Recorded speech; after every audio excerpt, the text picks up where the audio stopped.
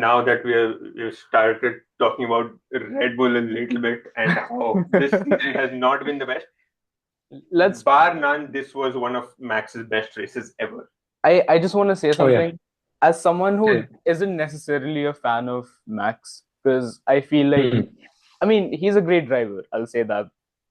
He just wins too much. He has the Lewis Hamilton syndrome, I think, for me, where I just tend to support the underdogs.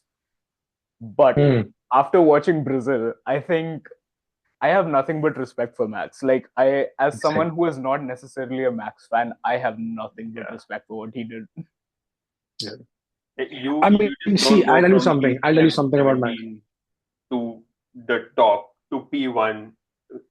It's And not you know just a something? car. No one's ever done that at Interlagos. Max himself has never done that in his whole career. I mean, Yeah. see, you bring this up, and I'm glad you did because I would just like to, compare and contrast. Okay, Hmm. like Max said, right after the race, he said that there were high stakes here. Okay, there were high stakes at this race because he Right. was in a title fight, right?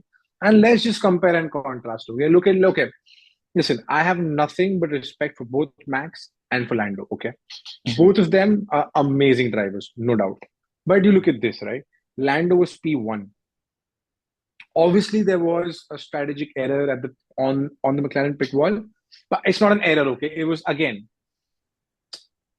It happens to the best of us, right? I Hmm. mean, there was no way that Lando could have known that the VSC would end, or the pit wall would know that the VSC would end. Technically, they did because they pulled him in when obviously it was obvious that the VSC would end sooner rather than later. Yeah. You're right. Anyway, let's not go there. But see, Max had something to prove that race. He had something to fight for, and I think he stepped up. What we've been seeing with Norris for the entirety of the season is that when he needs to step up, somehow he's not been able to. Yeah. And like you said, I've I have my own opinions about Max. Hmm. Some of them are really positive. Some of them I feel he could do better in certain areas. But after Brazil, I think I'm just like you.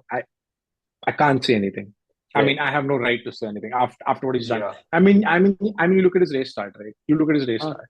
hmm. 9 places on the first lap. Yeah. After the Senna S's, 9 places, 9 places around That the does not outside. happen.